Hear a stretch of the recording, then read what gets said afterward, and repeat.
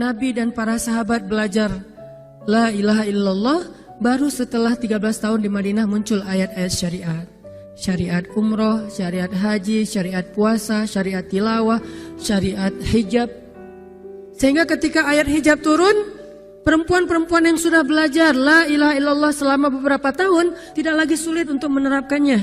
Begitu ayat hijab turun dibacakan oleh Nabi di dalam masjid, semua sahabat-sahabat mendengar itu dengan sangat perhatian. Lalu mereka semuanya pamitan, ya Rasulullah kami ingin pulang. Ngapain pulang? Mau ngasih tahu ke istri-istri kami supaya berhijab. Emang kamu punya istri? Oh ya enggak. Ada yang jomblo berharap punya istri, terus ngasih tahu ke siapa yang jomblo-jomblo? Itulah kasihannya ya. Enggak bisa ngasih tahu ke kakaknya, adeknya, apalah siapalah, mantannya mungkin. Pulang ngasih tahu ke istri-istri mereka, saudari-saudari mereka, putri-putri mereka, dan perempuan yang mendengar ayat ini dibacakan langsung menutup kepala mereka dengan benda apapun yang ada di tangannya. Mau jemuran, mau baskom, mau apa, pokoknya pegang apa, tutup langsung. Hijab. Kenapa? Ini perintah Allah. Gak mungkin Allah memerintahkan kita sesuatu kecuali ada kebaikan di dalamnya. Itu aja pertimbangannya. La ilaha illallah. Bukan kenapa? Kan lebih nyaman gak pakai hijab. Kan ini, kan itu. Enggak. Satu aja alasannya. Alasan la ilaha illallah. Kalau ini perintah Allah, sami'na wa ata'na. Itu dampak dari la ilaha illallah. Dikasih perintah sesulit apapun, termasuk Zainab dengan Zaid bin Harisah. Pernah kan baca kisah Zainab di surah Al-Ahzab? Mungkin kapan-kapan kita bahas itu. Efek dari la ilaha illallah. Tiba-tiba Nabi datang kepada Zainab. Sebetulnya Zainab ini ada hati kepada Nabi Muhammad. Siapa sih yang gak punya hati untuk Rasulullah ya? Semua cewek juga pasti mengidam-idamkan pengen jadi istri Nabi. Karena otomatis istri Nabi itu adalah dijamin surga. Siapa yang gak pengen jadi istri Nabi? Di surga nanti punya rumah, satu rumah dengan Nabi. Kan keren banget. Kita bisa jadi tetangga Nabi aja di surga udah keren banget. Apalagi serumah dengan Nabi. Semua cewek juga pengen jadi istri Nabi, termasuk Zainab. Dan itu hal yang wajar. Pas Nabi datang ke rumah Zainab, Zainab udah kegeeran. Nabi bilang kepada keluarga Zainab, saya ingin melamar Zainab. Zainab udah bahagia. Untuk Zaid, untuk Zaid, bukan untuk Rasulullah. Zaid? Siapa Zaid? Anak angkatnya Nabi Muhammad SAW, bekas budak. Mirip-mirip dengan Julaibib. Julaibib itu edisi Madinah, Zaid itu edisi Mekah. Ada dua cowok jomblo yang sama-sama pernah diuji dengan masalah jodoh. Zaid edisi Makkiyah, Julaibib edisi Madaniyah. Dua-duanya jomblo. Dua-duanya orang biasa, gak punya daya tarik. Followersnya gak ada, 0. Bukan selebgram sama sekali. Kata Rasulullah, aku melamar Zainab untuk putraku Zaid bin Harithah, anak angkatnya Nabi. Zainab menjawab apa? Ya Rasulullah, saya gak cinta sama Zaid. Jawaban yang sangat wajar kan? Dan jawaban yang paling sering kita dengar sekarang kan? Maaf ya, aku gak ada perasaan, kita jadi adik kakak aja. Itu kan standar ya? Standar banget lah kayak gitu-gitu. Maaf ya, kita jadi temenan aja. Maaf ya, aku gak ada perasaan apa-apa selama ini. Maaf ya, dan segala macam. Dengan bahasa-bahasa halus tapi nolak intinya. Kenapa gak bilang aja, udah gak usah kesini lagi. Kan jelas sih. Ini dengan bahasa, ya Rasulullah, aku tidak cinta kepada Zaid. Karena cinta juga pertimbangan yang penting. Dan Nabi juga tidak mengizinkan kita menikahkan putri kita dengan seseorang yang putri kita tidak berkenan dengannya. Tetap harus ditanya, ya Rasulullah, saya tidak cinta dengan Zaid. Turun ayat. Katakan kepada orang-orang yang beriman, laki-laki dan perempuan, kalau Allah sudah memerintahkan sesuatu, tidak ada kalimat yang keluar dari lisan mereka kecuali sami'na wa ata'na. Nabi bacakan ayat ini kepada Zainab. Zainab mendengar, ya Rasulullah, Allah yang menyuruh ini. Ya kata Rasulullah, sami'na wa ata'na. Kebayang gak tuh? Efek dari apa? La ilaha illallah. Jadi la ilaha illallah itu bukan cuma kalimat zikir, bukan cuma kalimat doktrin ideologi, bukan cuma masalah teologi secara teoritis, bukan. Ini dampaknya kepada akhlak, dampaknya kepada ibadah, dampaknya kepada banyak pilihan hidup dari la ilaha illallah. Orang kalau nggak baik la ilaha illallah pasti susah memilih pilihan-pilihan dalam hidupnya. Kalau tidak baik la ilaha illallah pasti susah untuk berperangai, sabar, memaafkan. Itu semuanya ada hubungannya dengan la ilaha illallah. Sama kayak Abu Bakar, ketika dia sakit hati kepada orang yang memfitnah anaknya, dia cari tahu siapa orang yang pertama menyebar hoax tentang Aisyah. Ketahuan, dilaporin, diperkarakan sama Abu Bakar. Tiba-tiba turun ayat dari Allah, janganlah orang yang memiliki kelebihan harta di antara kalian bersumpah untuk tidak lagi membantu saudaranya gara-gara sakit hati. Hendaklah dia berlapang dada dan memaafkan. Itu perintah Allah, berlapang dada dan memaafkan. Terus konsekuensinya apa? Balasan janji Allah apa? Ala tuhibbuna ayyaghfirallahu lakum? Tidakkah kamu suka jika Allah memaafkan juga kesalahan-kesalahan kamu? Jadi deal-dealannya dengan Allah, bukan dengan makhluk. Enak aja saya maafin dia, untung di dia, rugi di saya. Enggak. Kalau kita transaksinya dengan makhluk, kita rugi. Tapi kalau kita transaksinya dengan Allah, kita untung. Libatkan Allah dalam urusan kita. Dan ini gak mungkin kita lakukan kalau gak baik. La ilaha illallahnya. Allah nawarin kepada Abu Bakar, ala tuhibbuna ayyaghfirallahu lakum? Tadinya Abu Bakar kesel banget sama tuh cowok. Terus turun ayat ini, wal ya'fu wal yasfahu. Hendaklah dia memaafkan dan berlapang dada. Abu Bakar berat. Tiba-tiba Allah katakan, ala tuhibbuna ayyaghfirallahu lakum? Bala ya Rob, kata Abu Bakar, tentu ya Allah, kalau gitu saya akan maafkan. Demi supaya Allah memaafkan kesalahan saya. La ilaha illallah. Zainab, sami'na wa ata'na. Ya udah saya terima Zaid ya Rasulullah. Alhamdulillah. Datang Nabi ke Zaid, Zaid mau nggak nikah sama Zainab? Sebetulnya mau banget, tapi nggak pede. Zaid takut Zainab nanti jadi terpaksa menikah dengan Zaid, jadi nggak nyaman. Zaid juga nggak mau menyulitkan Zainab. Ya Rasulullah, saya nggak pantas untuk Zainab. Kata Zaid.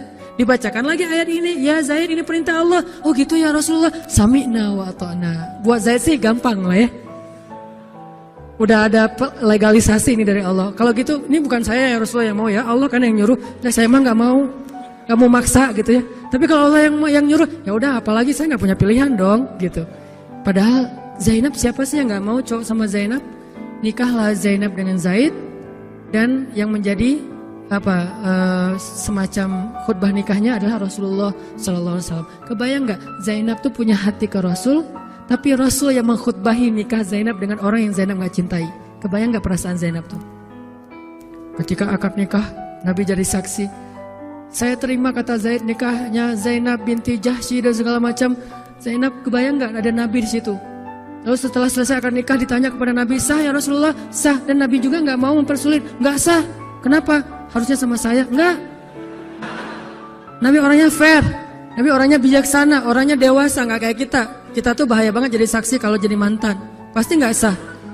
Dan Nabi nggak gitu. Sah langsung di kali pertama. Kebayang Nabi memberi nasihat kepada Zainab, nasihat kepada Zaid. Zainab, aduh kenapa bukan Nabi, kenapa Zaid? Tapi apa? La ilaha illallah. Allah nggak nyuruh sesuatu kecuali ada kebaikan di dalamnya. Percaya banget. Itu la ilaha illallah. Udah percaya banget. Zainab yakin, ini perintah Allah, ya sudah saya lakukan. Walaupun bukan dengan Nabi, padahal saya pengennya dengan Nabi. Kebayang gak sih pengen sama seseorang yang kita cintai banget, malah orang itu yang menjodohkan kita dengan orang yang kita gak pernah kebayangin. Amit-amit. Jangan dia ya Allah, jangan dia, dia. Kan berat tuh. Yang saya sering cerita, jangan saya.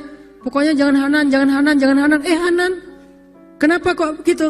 Karena dia bilang jangan saya bilang yang dia ya Allah. Akhirnya kita adu-aduan doa. Ya Ustadz, masa dilawan ya? Doanya lebih panjang, lebih sujudnya apa segala macam. Akhirnya jadi. Gak kebayang tuh buat Zainab. Kalau Zaid sih mungkin kebayang lah ya. Gimana happynya Zaid menikah dengan seorang cewek yang semua orang Mekah pengen nikahin dia. Tapi kalau Zainab, itu hari-hari yang sangat berat. Malam pertama gak kebayang buat Zainab. Zaid. Begitu Zaid datang, Assalamualaikum Zainab. Gimana tuh? Ini kalau kita lihat dari angle manusia ya, karena Zainab juga manusia. Tapi semua emosional, subjektif manusia redam dengan iman la ilaha illallah. Harapannya cuma satu, pasti ada kebaikan di sini. Pasti ada kebaikan di sini. Walaupun gak kebayang kebaikannya apa, pokoknya ada aja. La ilaha illallah. Nikah Zainab sama Zaid. Cekcok selama 1 tahun, gak pernah akur. Pulang kerja rame, berangkat kerja rame, pagi rame, sore rame. Gak cocok aja tuh Zainab sama Zaid. Berkali-kali datang berdua sama ke Rasulullah. Ya Rasulullah nasihati kami. Udah dinasihati pulang rame lagi. Di mobil aja berdua rame, macet apa segala. Ya udah nikmati aja rame gara-gara macet. Terus aja kayak gitu. Pokoknya selama 1 tahun mereka sering percekcokan rumah tangga. Jadi kalau kita ngelihat ada keluarga yang mungkin baru menikah kemudian bercerai, jangan menjudge mereka. Karena menikah itu ibadah, perintah Allah. Itu lebih baik daripada tidak menikah tetapi sudah melakukan banyak perbuatan dosa. Walaupun akhirnya nauzubillah ada hal-hal di luar dugaan, maka la'allahu khair, mudah-mudahan ada kebaikan. Mereka berani menikah muda aja, kita harus acungkan jempol. Mereka berani menikah muda aja, kita harus respect. Kan saya sering bilang no judgment, respect to other kan. Berani mengambil keputusan menikah muda, baru berhijrah udah langsung menikah. Itu bukti dari iman. Kenapa kita menjudge seolah-olah kita lebih baik dari dia? Emangnya kita berani melakukan hal yang mereka lakukan? Gak berani buktinya. Berarti dia lebih baik daripada kita. Walaupun kesudahannya, kalau mereka bercerai setelah menikah baru beberapa lama, ada yang lebih soleh dari mereka juga bercerai baru setahun menikah. Zainab dengan Zaid, dua-duanya dijamin surga. Dua-duanya dijamin surga. Pernikahan mereka cuma bertahan setahun. Setahun kemudian Zaid datang kepada Rasulullah. Zaid bilang, ya Rasulullah, kayaknya udah gak bisa dipertahankan hubungan saya dengan Zainab. Zaid, sabar. Rasul ketika Zaid mau datang sebetulnya udah dapat bocoran dari Allah. Allah udah ngejapri Rasulullah dalam bentuk ilham. Japrian Allah kan ilham ya. Japrian kita kan WA, itu juga habis kuota gak kebaca-baca. Kalau japrian Allah ke Rasul ilham. Ilhamnya apa? Kalau nanti Zaid datang, nanti baca di surat Al-Ahzab. Kalau nanti Zaid datang kepadamu meminta nasihat tentang Zainab, bilang kepada Zaid, ceraikan istrimu. Kalau udah diceraikan, nanti kamu nikahi Zainab. Ini perintahnya juga berat buat Nabi nih. Kebayang gak sih anak angkat kesayangan Nabi yang selama ini baik banget sama Nabi, tiba-tiba dia punya masalah dengan istrinya, disuruh cerain dengan niat kalau udah cerai nanti dia yang nikahin. Kan gak kebayang tuh buat Nabi. Ditambah lagi Nabi itu orangnya ra'fah banget, sangat gak enakan. Kita aja gak tega kayak gitu. Emang ada yang tega kayak gitu? Gak tega kan? Zainab mantan kita sih. Sekarang cowok itu datang ke kita, suaminya Zainab. Ustadz, gimana nih Zainab, perlu saya pertahankan? Emang kalian dari awal udah gak cocok, cerai aja deh. Kenapa?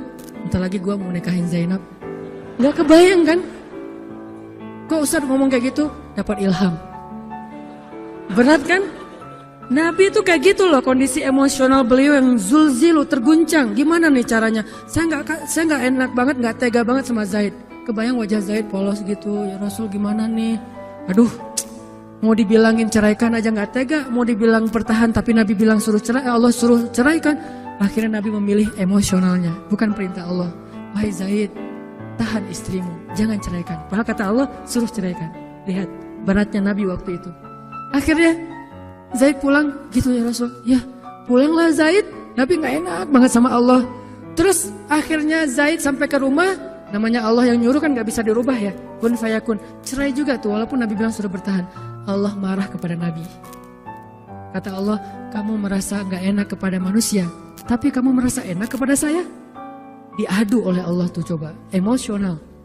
Nabi langsung sujud, ya Allah ampuni saya benar-benar, saya tahu saya gak enak sama Allah, tapi juga saya gak tega sama Zaid. Kebayang gak sih ya Allah wajah Zaid yang polos kayak gitu, disuruh cerain terus saya nikahin istrinya. Gimana perasaan Zaid? Wahai Muhammad, kamu merasa gak enak kepada manusia, tapi enak kepada saya Muhammad. Astagfirullah ya Allah, minta ampun Nabi semalaman. Ini benar-benar gak kebayang sama Nabi. Tapi Allah pengertian lah, tahu Allah, Nabi itu bukan mau gak taat sama Allah, cuma emang gak tega banget sama Zaid. Akhirnya Allah ngambil keputusan sendiri, Zaid cerai dengan Zainab. Setelah selesai masa iddah Zainab, Allah katakan, Muhammad sekarang datang kepada Zainab, lamar Zainab. Dengan berat hati Nabi, tok pelan gitu, berharap gak dibukain pintu.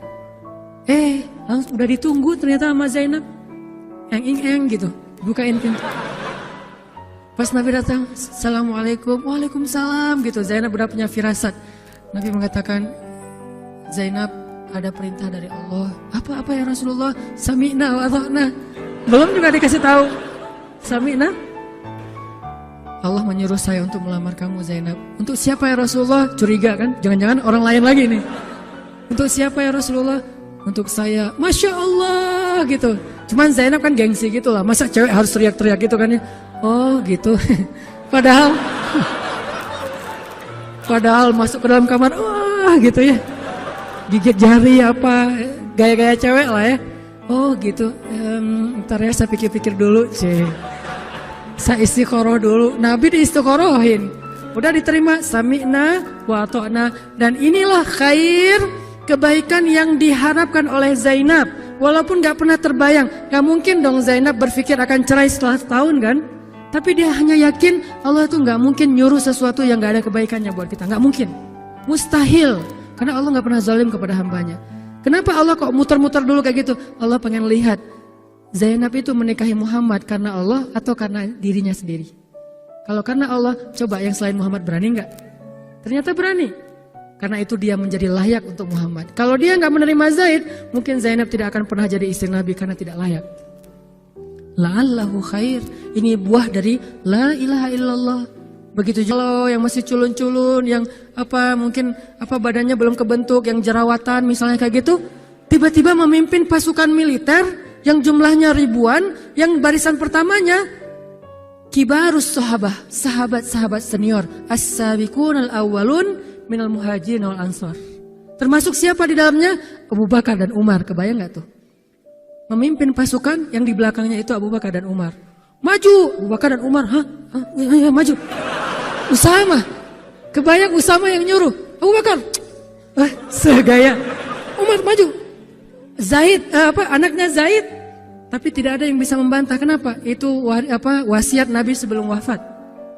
Aku perintahkan kalian untuk dipimpin oleh Usamah bin Zaid. Karena dia adalah anak muda yang luar biasa. Itu hadiah Allah untuk Zaid. Karena dulu mau menikahi Zainab walaupun hatinya sebetulnya tidak mau.